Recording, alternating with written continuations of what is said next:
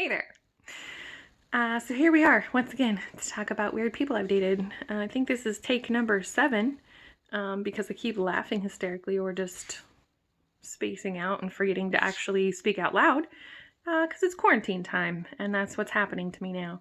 As I started the last one, I thought, oh, I got to get my hair right. And then I pushed the button and then it was just me laughing uncontrollably because this is not getting better. Like, no matter, I can like put it behind my ear, fluff it or whatever, but I'm still gonna look like a greasy slug person. So no amount of floofing is going to help that. I should probably take an actual shower. That might help. But no. So yeah, today we are talking about 2 more weird little dudes that I dated. And it is Lumpy and the Youngin'. Mostly because I liked their names together. I thought it made like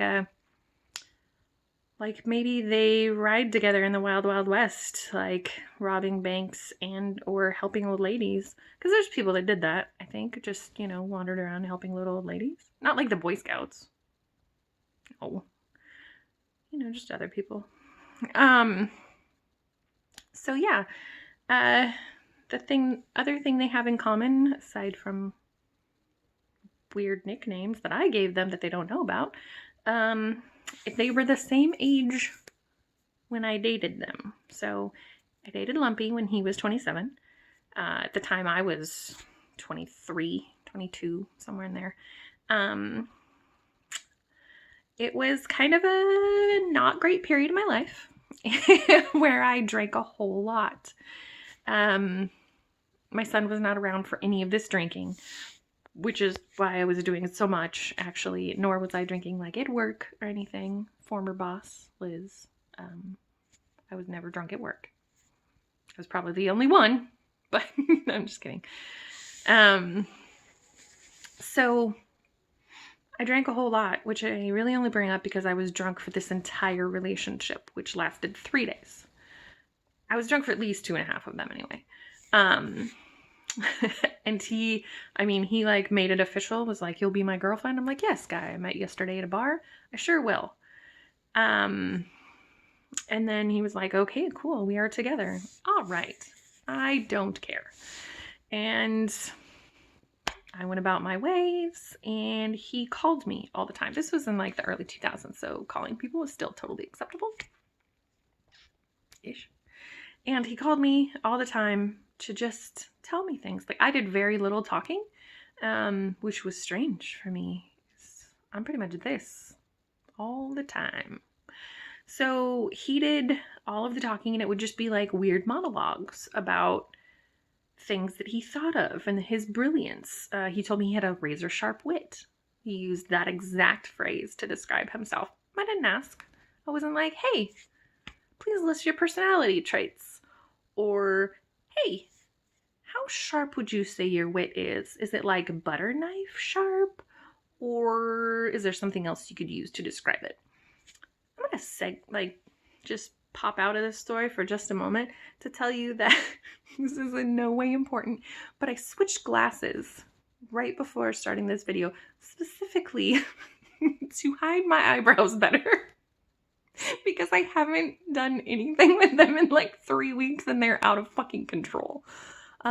So despite the fact that this pair of glasses makes me look like I'm wearing one of those plastic disguise faces, even though I'm not, it's just my nose, it almost hides my eyebrows better, except that I move them all the time because I'm super expressive and I have a stupid fucking face. So kind of pointless. All right, back into the story. So he would, just tell me these things. He would like wander around his house and be like, oh, I just found this essay that I wrote in high school. Let me tell you what I thought about The Great Gatsby 10 years ago. What? He's like, because it's brilliant and you need to hear it. I was like, okay.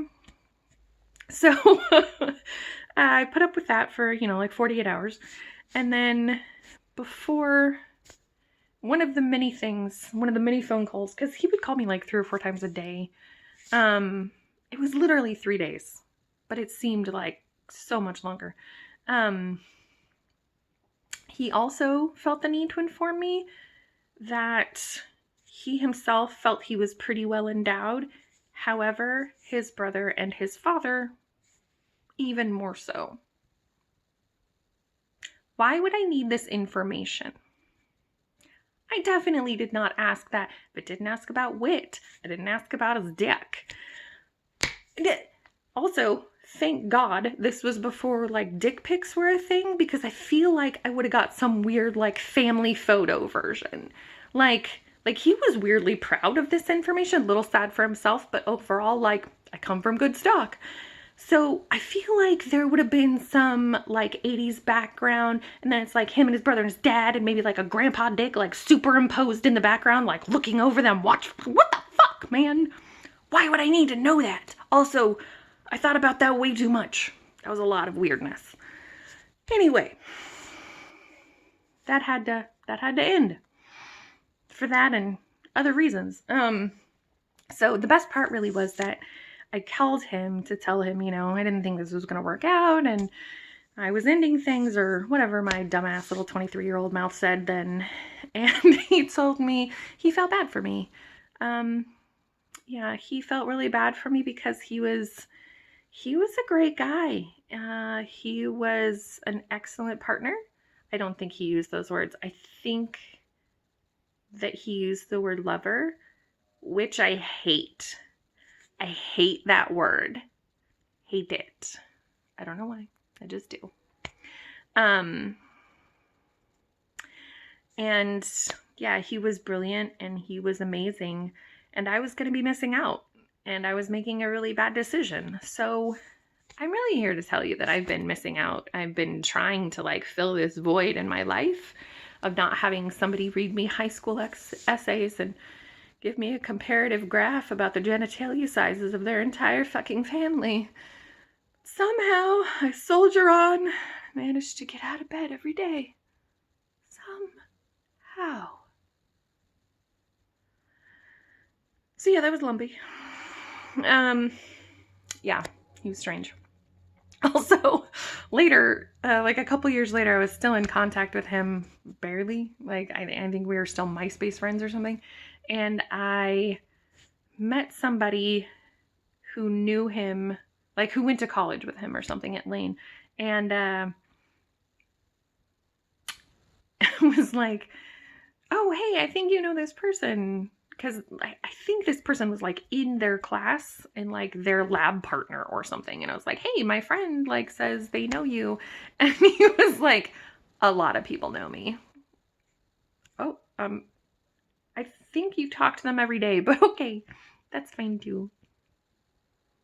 Good luck having the smallest dick in your family. I don't care. Anyway, so that was Lumpy. I think I could say more. I think I could. I'm gonna try. Number 2 in story time here is Youngin.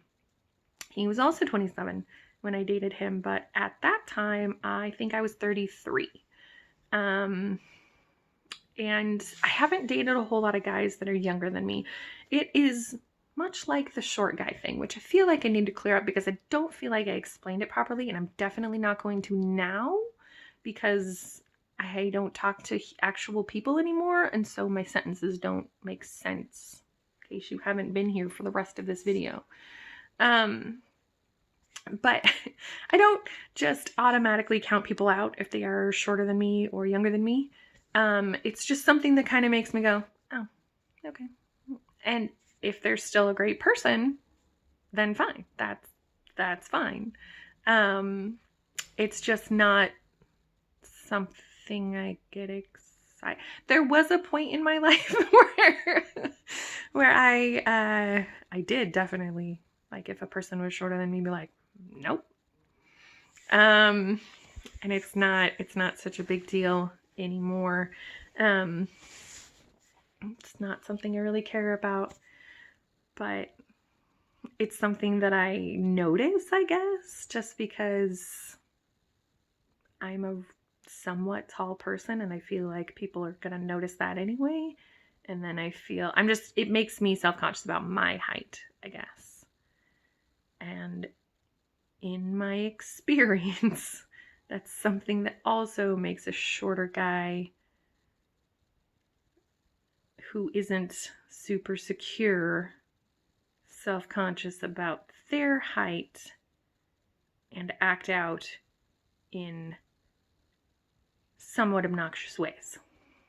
I didn't explain it any better. I'm just trying to say, like, I'm not trying to be a dick, but sometimes I am a dick. That was probably already pretty clear. Anyway, so dude was younger than me. Yeah, he was younger than me. And it was sort of at the urging of somebody I worked with. Like, I had been, so right before this, I think it was like 33, 34. Somebody that I worked with was like, oh, you need to go for older guys. You need to go for guys that are like 40. And I took that really, really literally. And I dated like 3 or 4 dudes that were exactly 40 all in a row. Every single one of them was like just getting divorced and sort of like just not like full-blown midlife crisis, but like, I need to be free and find myself and figure out who I am, which is fine. Totally fine. It's not a lot of fun to date though, because yeah, it's tricky. So that didn't go very well. So she was like, yeah, you should date a younger guy. And I was like, no. And then a younger guy was like, hey, we should date. And I was like, all right. He was nice. He was not the brightest, but he was nice. And it had nothing to do with his age. He was ridiculous. He was super nice though. He did take me out for dinner. And he insisted on picking me up. Totally got lost. And like that we had already met up, and so, you know, I was like, oh, he's probably not gonna murder me, so you can come pick me up. And it was funny. But so he took me to Sizzler and was like, I just wanted to bring you out for this really nice dinner. I'm also gonna ask that you only get the $9.99 special because I have $20 and that is it. It was very funny. It was super sweet, but yeah, we just didn't really have that much in common. Our views on things were fairly different, but and I did say that when when I like did these one of my rules for these was that there was going to be no talk of people that are currently in my life and no talk of sex, because I don't talk about sex. I'm going to have to like bend that rule a tiny bit. Tiny bit. Not actual sex. Don't worry. But it looks like my hair is wet. It's not. It's disgusting. So he would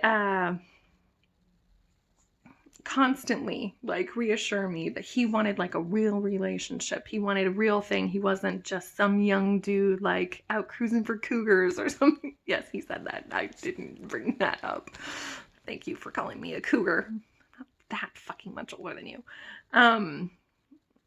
But that he was just in it for a real relationship.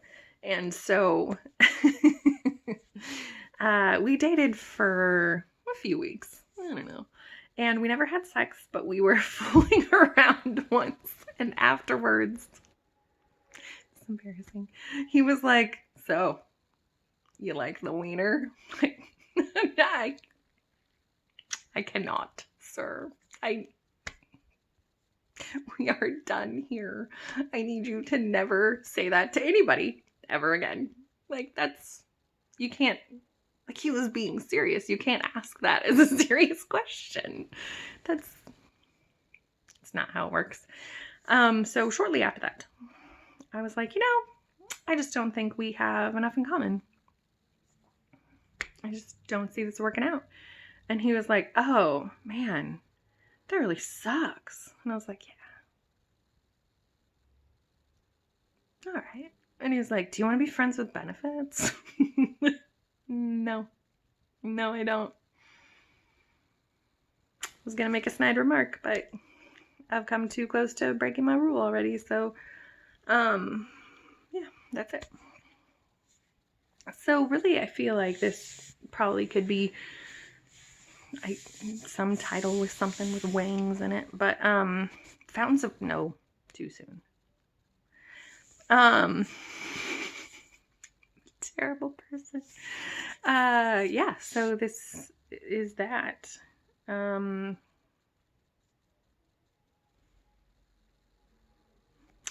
That's pretty much all I got for you at the moment. I think I'm gonna go take a shower and wash my hair. Still not gonna do anything with my eyebrows though. So next week I'll probably just have like fucking goggles on. Like the big, what's that word I'm looking for? Steampunk. Somehow squirrel kept popping in instead of steam. It was gonna be squirrel punk. Big steampunk goggles. So I can like cover my whole head. And that's not gonna make my nose look any better. I'm gonna look like a plague doctor before this is done. Alright. Makes sense. Hope y'all are doing well. Have a good week. Bye.